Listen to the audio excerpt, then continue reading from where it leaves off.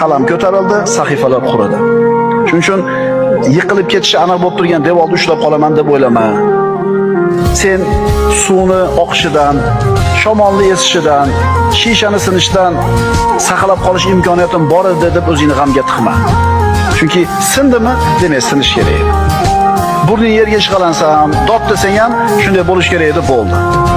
Qazo albatta amalga oshadi. Yillar o'tgandan keyin ko'rasan. O'shunga uylanmaganing to'g'ri bo'lgan ekan. Tushunyapsizmi? Sizni ustingizda qanaqa taqdir bo'lgan bo'lsa, bu yaxshilik siz uchun.